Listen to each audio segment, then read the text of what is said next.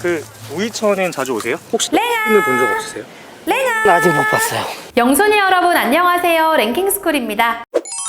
최근 우리나라에 방문해 놀이공원을 재미있게 즐기고 떠난 브라질 축구 국가대표팀이 화제가 됐었죠. 이들의 진짜 목적이었던 국가대표 친선 경기에도 전 국민의 관심이 쏟아졌었는데요. 이날 경기가 치러진 상암 월드컵 경기장에 숨겨진 놀라운 비밀 한 가지 알려드릴까요? 바로 상암 월드컵 경기장의 열 에너지원이 근처에 있는 난지도의 쓰레기더미라는 것입니다. 과거 서울의 쓰레기 매립지였던 난지도는 그야말로 쓰레기가 쌓인 쓰레기 산 그 자체였는데요. 그러다 1993년 매립지가 수용 한계량에 도달하게 되어 난지도 매립지가 폐쇄, 시간이 흘러 지금의 월드컵 공원으로 탈바꿈한 것이죠. 그런데 이렇게 서울의 쓰레기도 못 버텨 폐쇄되어 버린 난지도와 달리 더 많은 전 세계 쓰레기가 한데 모이는 곳이 있다고 합니다. 오늘은 전 세계인이 버린 쓰레기가 모이는 충격적인 장소 탑 3에 대해서 알아볼게요. 3위 사막. 오늘도 도로를 쌩쌩 달리고 있는 수많은 자동차들. 이 자동차들의 안전을 위해서는 주기적으로 교체해 주어야만 하는 것이 있다고 하죠. 바로 타이어입니다. 이렇게 다를 대로 달아 접지력이 떨어진 타이어들을 폐타이어라고 부르는데요. 전 세계에서 한 해에만 약 10억 개가 발생하는 폐타이어는 다양한 용도로 재활용되거나 연료로 사용하는 방식으로 처리된다고 하죠. 하지만 버려지는 양이 너무나 많은 탓에 모든 폐타이어를 이렇게 처리할 수만은 없는 노릇입니다. 결국 남은 타이어는 매립하는 수밖에 없다 보니 전 세계가 매립지를 찾아 고민에 빠졌는데요. 이때 쿠웨이트가 광활한 사막을 새로운 매립지로 제시했죠. 사막이 펼쳐진 술라이비아 지역에 전 세계의 타이어들을 수수료를 받고 매립해주는 타이어 무덤을 만들어 버린 것입니다. 이런 결정에 전 세계가 환호했고 이윽고 지구상의 폐타이어가 쿠웨이트로 모이기 시작했는데요. 그 양이 어찌나 많은지 무려 우주에서 위성 사진을 찍어도 눈에 띌 정도라고 하죠. 그런데 타이어가 많아도 너무 많은 탓에 쿠웨이트는 요즘 골머리를 썩고 있다고 합니다. 무려 53도에 달하는 기온을 자랑하는 술라이비아에서는 타이어가 조금씩 녹아내리게 되는데 그 과정에서 생성된 가스가 타이어의 구조상 빠져나가지 못하고 안쪽에 고이다가 높은 온도를 견디지 못하고 화재가 발생하는 것인데요. 이 때문에 보기만 해도 숨이 막히는 대규모 화재가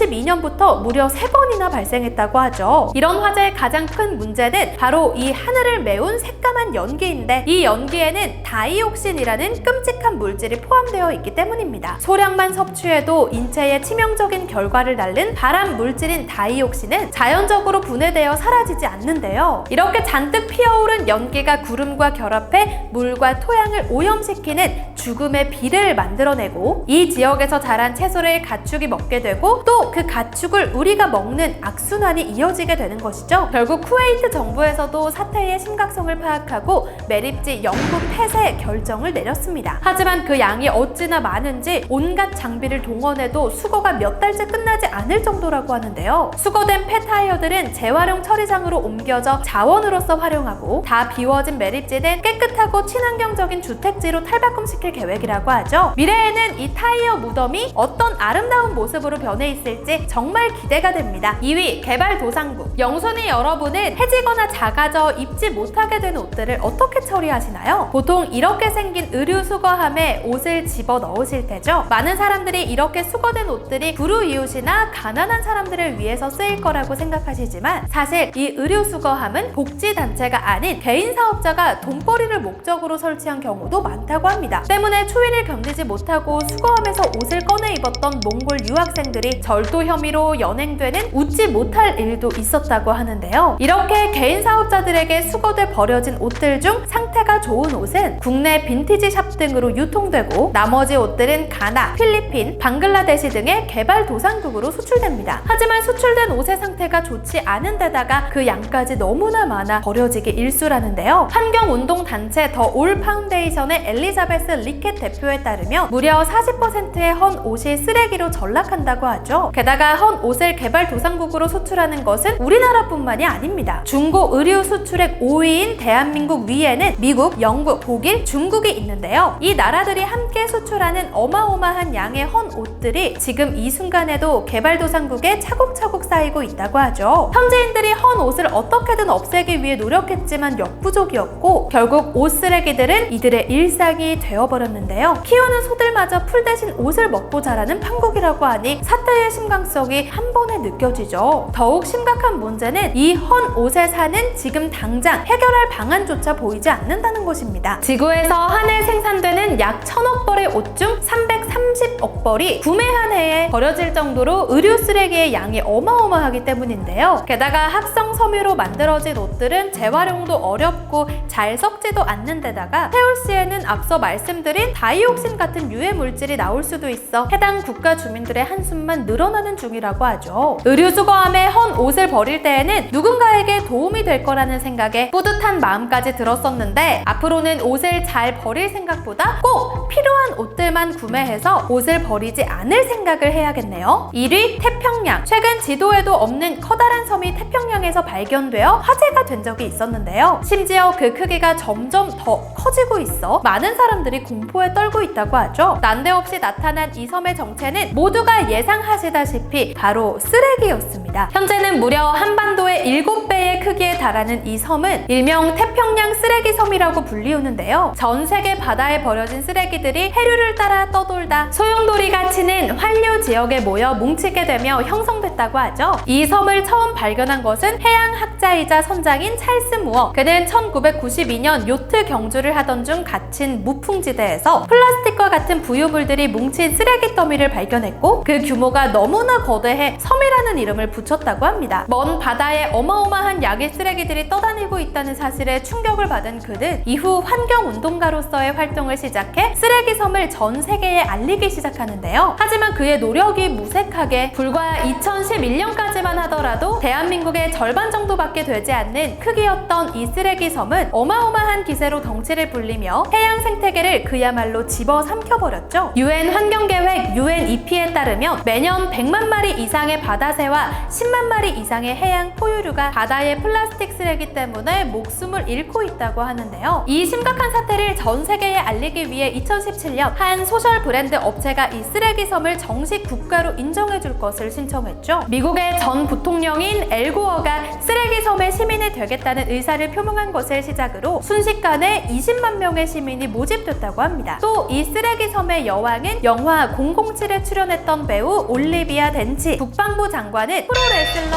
존 시나라고 하는데요. 여권, 우표, 지폐까지 제작된 이 프로젝트 덕분에 많은 사람들이 쓰레기 섬에 대해 알게 됐고 현재는 여러 단체에서 나서 쓰레기 섬을 해체하는 중이라고 하죠. 그런데 참 신기하게도 이 쓰레기 섬에서 40종 이상의 생물종이 뒤섞여 새로운 생태계를 이루고 있다는 연구 결과가 나오기도 했다고 합니다. 기존 바닷가에서 서식하던 생물들이 쓰레기를 뗏목 삼아 바다 한가운데에서 생태계를 이루고 있다는 결과에 연구진들은 정말 흥미로운 일이라며 놀라워했다는데요. 자연의 대단함에 다시 한번 감탄이 나오긴 하지만 그래도 하루빨리 이 쓰레기 섬이 없어져 깨끗한 바다를 되찾았으면 좋겠습니다.